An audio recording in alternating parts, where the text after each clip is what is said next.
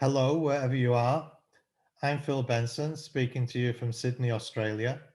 I'd like to thank the committee members of the AILA Autonomy REN for inviting me to be a featured speaker at this symposium and for doing an amazing job to keep the symposium together under the very difficult conditions we've all been facing. As you can probably hear, I'm reading from a script, and if that sounds a little impersonal, I apologize. But it will mean that I finish within the time limit. I'm going to talk about space as a factor of complexity in language learner agency and identity. And I'm looking forward to a good discussion of some of the issues raised at the end of the presentation. As some of you will know, I've been a long-time advocate of the individual as a focus for research on autonomy and agency. And I think we have passed through the social turn in applied linguistics. So I think at this point in time, it's relevant to ask two questions. First is, how has the social turn changed us? And second, having come out of the social turn, where are we now? So let's begin with how has the social turn changed us? To answer the first question, I think first of all, we now take very seriously the idea that autonomy implies interdependence and social responsibility. And we've separated ourselves from any suggestion that autonomy implies some kind of unconstrained individuality. We also take seriously the idea that autonomy and the various forms that autonomy takes are shaped by social processes and social contexts. And interestingly, this has led to a shift in terminology where many people now prefer to talk about agency rather than autonomy. And the difference in the meanings of these two words has become rather obscure. How has this happened? Back in the late 1990s, advocates of the social turn tended to think of autonomy in very individualistic terms, and they used the word agency as an alternative. I think many of us will recall Laura Ahern's article on language and agency from 2001, in which she commented that scholars were moving away from approaches that treat agency as a synonym for free will, as exercised by completely autonomous individuals. She gave us a definition of agency as the socio-culturally mediated capacity to act, and that definition has circulated quite widely in applied linguistics. Ahern didn't define autonomy, but by implication, autonomy was thought of as something like an unmediated or unconstrained capacity to act. And of course, because all action is socially mediated, autonomous action doesn't really exist. So where are we now? One of the problems with the notion of agency in the social turn was that ultimately the capacity to act, whether it's socioculturally mediated or not, usually rests with the individual. So that agency has become to be associated much more with individual actions that are somehow different or unpredictable. In applied linguistics, people tend to think that language learners show their agency when they are creative or take the initiative to do something different. And so I feel we're at a point where we can comfortably say that agency is the capacity to act, and we can probably delete or take for granted the socioculturally mediated part. We understand that it is a socially shaped but also individual capacity. We value individuals both as a source of autonomy and also as a focus of research, especially in narrative and individual case study research. We see autonomous language learning as a process of developing individual identities, and we see individuality as an important factor of complexity. Now, much of what I have said so far was articulated in an introductory chapter by Lucy Cooker and myself to a book that we edited in 2013 called The Applied Linguistic Individual. and also in an article that I published in the journal Language Teaching in 2019, which was called Ways of Seeing. In the language teaching paper, I suggested that we might now be living through an individual or person-centered turn, but perhaps this is much more likely to turn out to be a complexity turn. By complexity, I'm thinking partly of the rise of complex and dynamic systems theory, but I'm also thinking more generally of a feeling that things are just too complex to be explained in simple terms, and that this complexity has got a lot to do with individuality. I don't want to say too much about complex and dynamic systems theory here, but I do want to acknowledge the important work that Diane Larson-Freeman has done to focus on individuality as a factor in complex systems theory for applied linguistics. Now, since that time, I've become very interested in the question of space, and in a moment, I'll try to explain how I think space factors into all of this. But just before I do, I want to give a few working definitions of terms. I'm not offering these as cut and dried or watertight definitions, but just so that you know what I mean when I use certain words. And these are agency and autonomy, and individuality and identity. So first, agency and autonomy.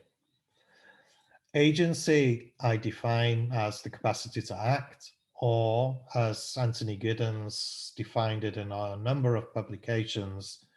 Just Google Giddens and agency and you'll find references to this.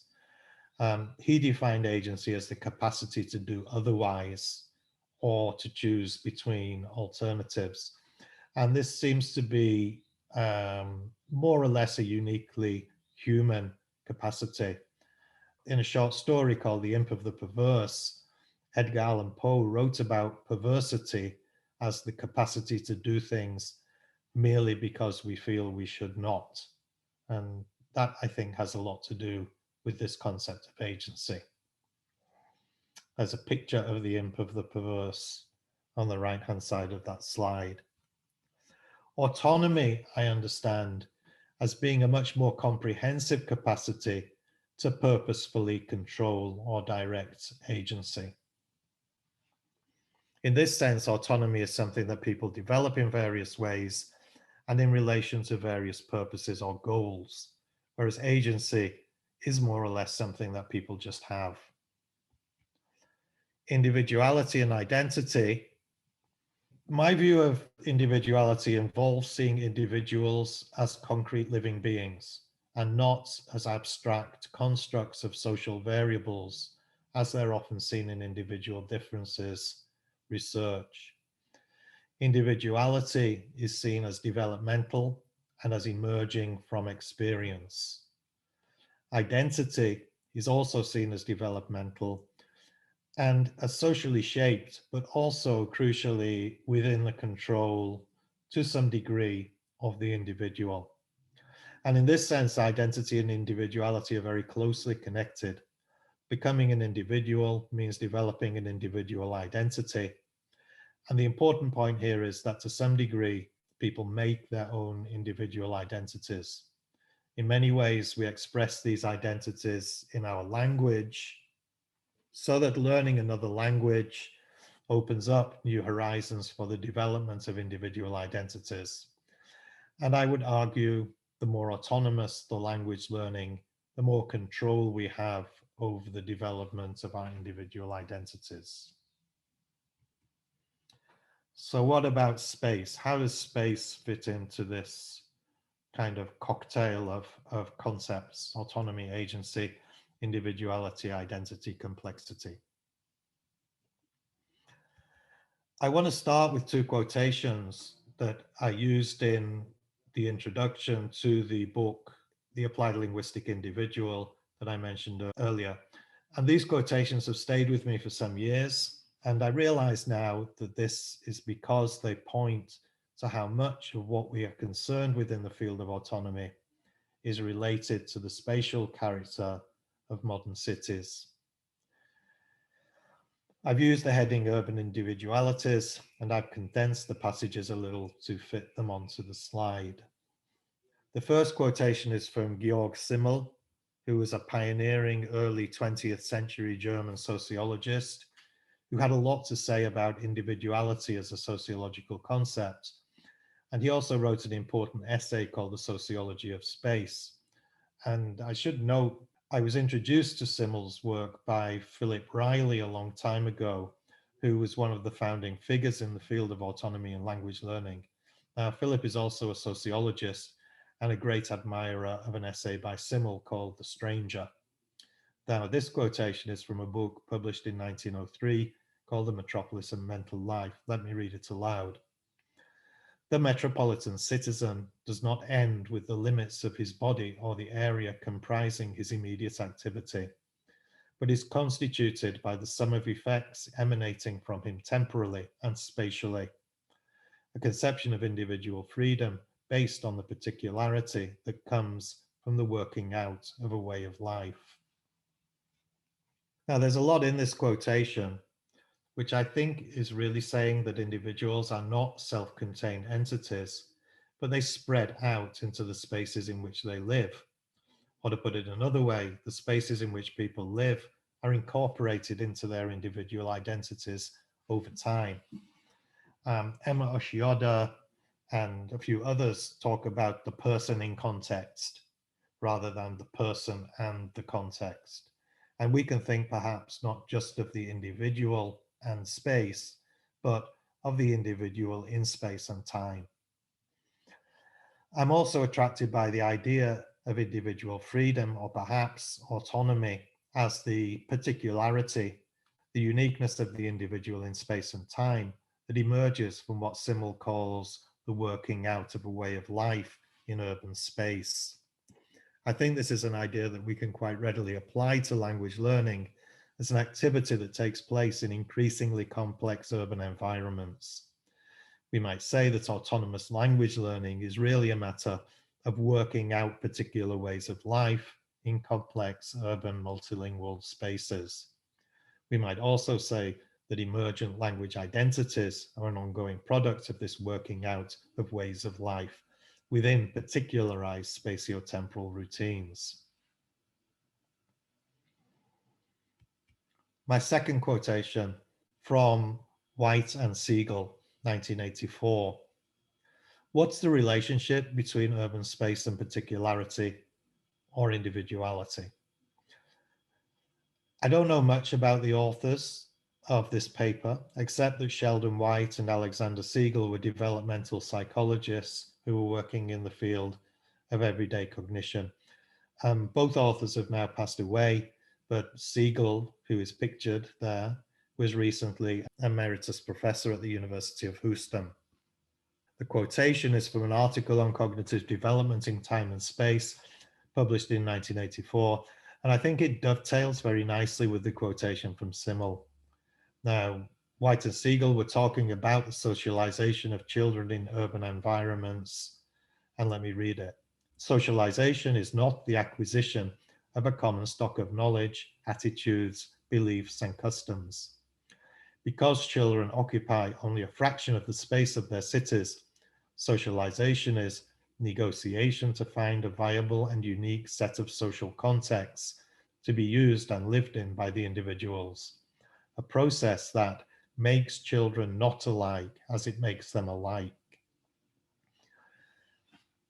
What White and Siegel are saying, I believe, is that urban space fosters particularity and individuality.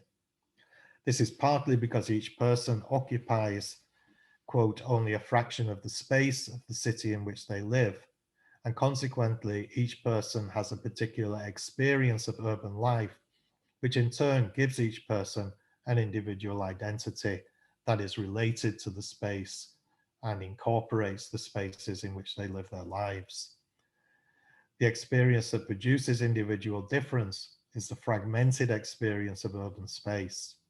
In addition, as the authors explain elsewhere in the article, people have particular interests and particular dispositions that are supported and fostered as individual interests and dispositions, by the very varied resources that are distributed across the complex spaces of large cities.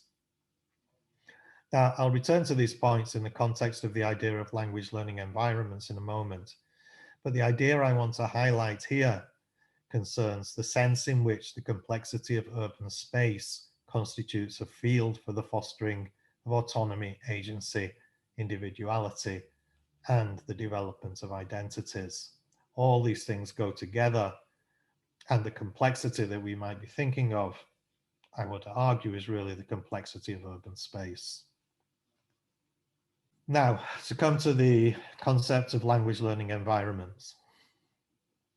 The idea behind the notion of language learning environments, as I developed it in a book that was published recently by Multilingual Matters, it's called Language Learning Environments, Spatial Perspectives on SLA, is to provide an alternative to the notion of context, or more exactly, to ground the notion of context in space. The language learning environments, as I understand it, is the spatial context in which language learning takes place. It's both a space and the resources relevant to language learning that can be found there. But it's primarily a space in two senses. First, for any particular individual, the language learning environment is the area in which language learning activities are feasible. It's defined essentially by the normal limits of travel, say where the learner can get to in the course of a day. So in this sense, the language learning environment might be, say, a city or a town, but it would also include places outside the city that the learner might travel to occasionally, as well as the wide open spaces of the internet. Second, the language learning environment is a particular pathway that a learner maps out within an area, or a configuration of spaces and resources that an individual learner actually accesses or uses within the larger areal environment. So here we go back to White and Siegel's idea that individuals only make use of a fraction of the spaces of their cities, and that each individual makes use of a different fraction. So in this sense, language learners in the same city would occupy more or less the same areal language learning environment. But because each learner has their own fractional experience of this areal environment, each one has their own individual learning environment. But why is space so important? A simple answer might be that everything, including language learners and the resources they need in order to learn languages, is located somewhere. Spatial relationships between learners and the resources they need, partly, though not entirely, shape the ways in which languages are learned. First, if the target language resources that the learner needs are distant or scarce in the environment, then the opportunities for language learning will be constrained. But these spatial relationships are not fixed or immutable. Language learning widens the horizon of the learner, both metaphorically and geographically, and often takes the learner to places that they might not otherwise have considered going. As the learner learns more of the language and becomes more adept at language learning, as they become more autonomous as learners, in other words, the individual language learning environment expands. There is therefore a critical dimension to language learning that involves learners' uses of urban space. This is all the more so for autonomous language learning beyond the classroom, which depends to a very large extent on the learner's variable capacities to identify, locate, and access spatially located resources, and in some cases to transform spaces and resources that have no direct applications for language learning into spaces for language learning. So if there's a pedagogical implication to all of this, it is, I think, that these are the capacities that we most need to foster in teaching, self-access, or wherever we work. These capacities to identify, locate, and access language resources in the environment, and to transform spaces that might not immediately or obviously be used for language learning into language learning spaces.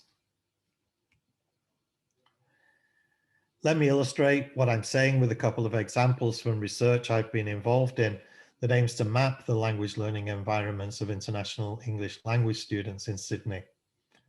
I don't want to go into this research in depth. If anybody saw the presentation I made in the Learning Through Leisure Symposium yesterday, I had more to say about it there, if you can access that. So I'll just say that the research aimed to map the language learning environments of international English language students in Sydney.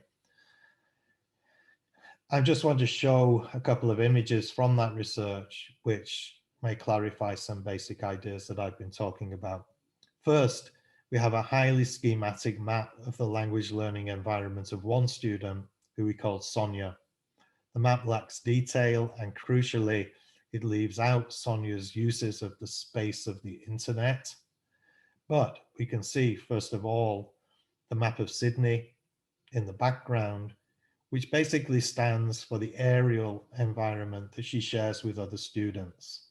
The red lines and boxes represent her individual language learning environment, the spaces of the city in which she learns English and the journeys she makes between them. Now, if we look at a map for a second student who we call Oddval, what we can see is that these two students share the same aerial environment, but Oddval's individual environment is far more spatially constrained than Sonia's environment. These maps actually mean very little in themselves, and we shouldn't assume that Oddval's language learning is more limited because it's more spatially constrained. But the maps are interesting as starting points for more in-depth inquiry into these students' uses of complex urban space in the city of Sydney. The important point is that this inquiry does not begin from an abstract notion of the context of their learning, but builds up the picture of these contexts from the question of where the language learning takes place and the critical role of uses of space in their learning. It's also an inquiry that tells us a good deal about their agency and autonomy, the complexity of the urban language learning environment, and what these students' particular experiences contribute to the development of their individual identities.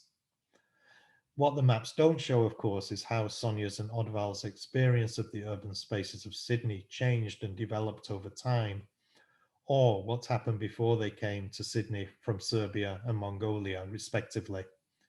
Their uses of space are multi-scalar, and at one level of scale, they involve the use of global space.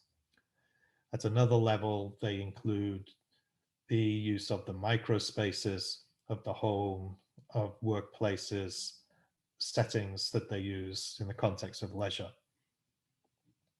Spatial scale is also bound up with temporal scale, so that the spatial experience of a week, which is mapped here, would probably be very different to the spatial experience of a lifetime. And it's over the course of lifetimes rather than weeks that relationships between uses of space and the development of autonomy, individuality, and identity are most apparent. What we might be concerned with then is not simply spatial experience, but the most complex experience of space-time. On that note, I'm going to conclude, hoping that if I've not convinced you that space is a good starting point for investigating questions of autonomy in a time of complexity, then at least I've aroused your interest. If you're interested in following up some of these ideas, I just want to plug a couple of books.